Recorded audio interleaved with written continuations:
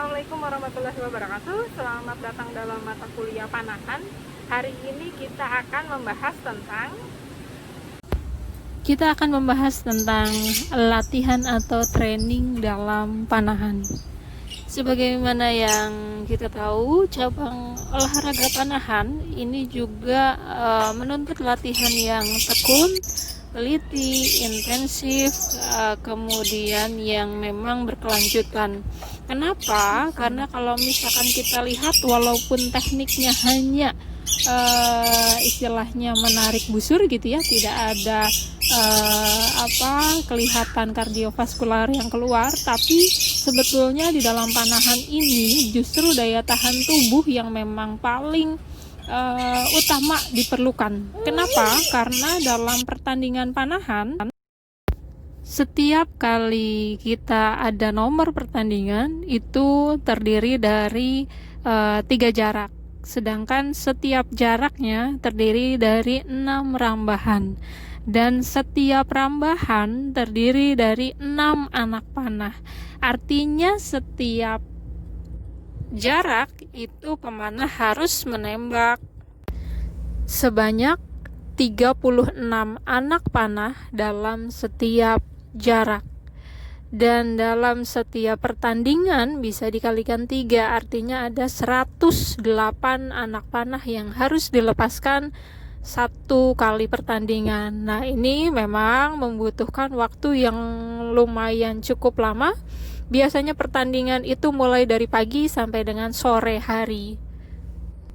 Maka dari itu, untuk atlet atau memang orang yang menekuni dalam bidang panahan, setiap kali latihan minimalnya melebihi dari 108 anak panah, 108 tembakan. Artinya agar otot di lengan ataupun pada saat tarikan itu sudah terbiasa, sehingga pada saat nanti pertandingan tidak terjadi kelelahan yang berlebihan. Itu fungsinya. Dan biasanya minimal bagi pemula itu 3 kali seminggu untuk latihan, dan tidak kurang kalau bisa diawali dengan minimalnya 60 anak panah, ataupun kalau misalkan kuat sampai dengan 110 anak panah. Tujuannya apa? Agar membentuk otomatisasi dalam setiap tembakan. Nah, jika sudah otomatis, maka keajikan pun akan terbentuk. Artinya teknik yang benar pun ketika nanti sudah saatnya pertandingan itu akan menggunakan teknik yang otomatisasi tadi.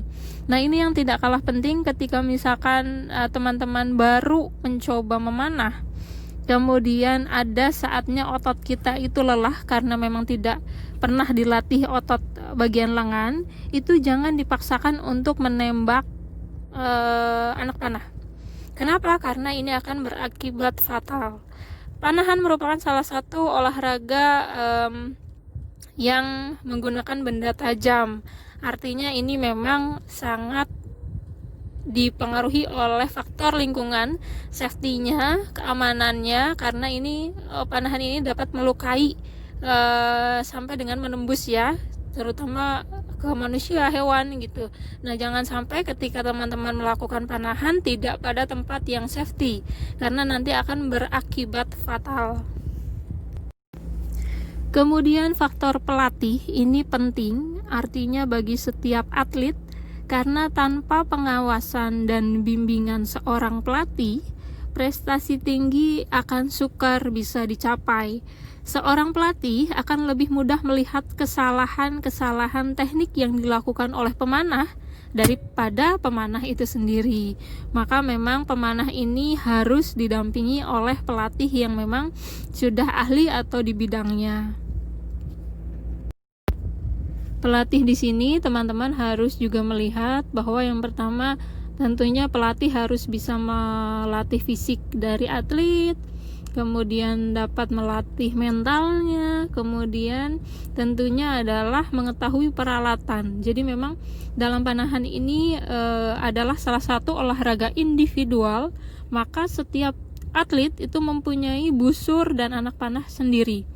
dan mempunyai karakteristik yang berbeda-beda dari setiap atlet, maka tidak bisa disamakan. Dan ketika kita memilih pelatih yang baik, maka dia akan bisa men-set up dari alat kita, karena itu akan berpengaruh terhadap hasil tembakan nantinya.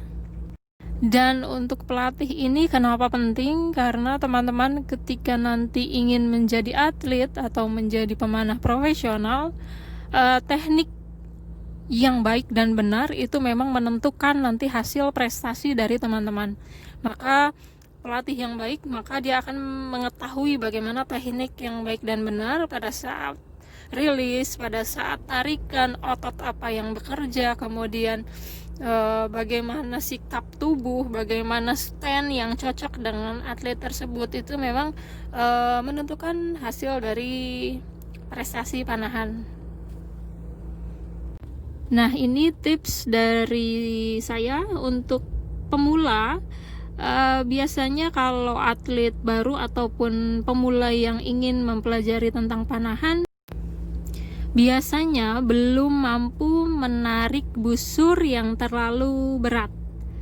Nah, artinya memang kalian apabila ingin mencoba panahan, carilah busur yang tarikannya lumayan ringan. Artinya sudah bisa membiasakan diri dengan teknik yang betul. Dan apabila nanti setelah sudah tekniknya bisa, nanti akan dinaikkan tarikannya sedikit demi sedikit. Tujuannya adalah agar setiap kali kalian menembak, maka nanti tembakannya akan stabil. Itu keuntungan dari busur dengan tarikan yang lumayan berat. Kemudian yang kedua, untuk jarak tembakan. Ketika kita pemula atau baru mencoba panahan, ini menggunakan jarak yang dekat dulu. Minimalnya atau maksimalnya 15 meter atau minimalnya 10 meter. Dengan jarak itu dulu teman-teman mencoba sikap teknik yang betul, kemudian mencoba dengan metode blind shooting juga boleh. Kemudian apabila sudah menguasai tekniknya, yang berikutnya baru kita berimagery, artinya melakukan teknik dengan membayangkan teknik rilis yang sebetulnya itu seperti apa. Dan untuk pemanah yang pemula baru, dalam mencoba teknik yang betul itu tidak disarankan untuk menggunakan anak panah langsung.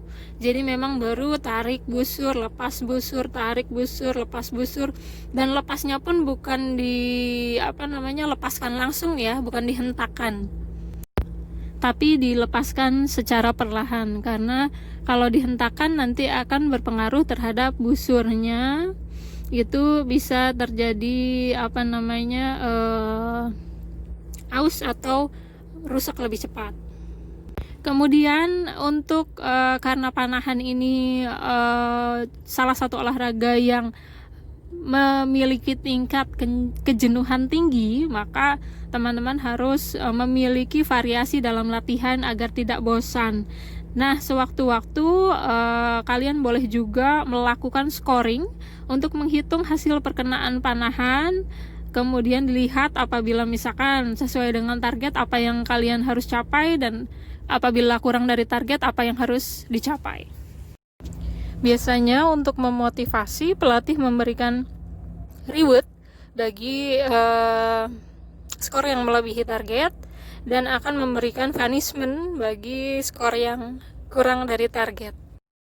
Teknik itu akan memotivasi atlet agar menembak lebih baik lagi. Untuk latihan fisik, ini yang diperlukan untuk panahan yang lebih besar adalah daya tahan aerobik.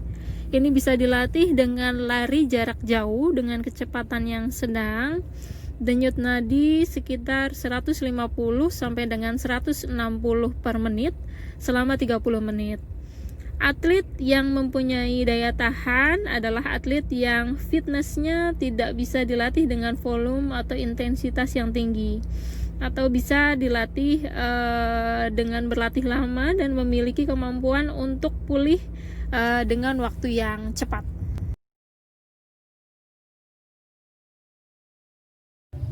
Ini merupakan salah satu latihan untuk melatih kekuatan otot perut, kemudian bisa ditungkai juga dan berpengaruh ke lengan juga.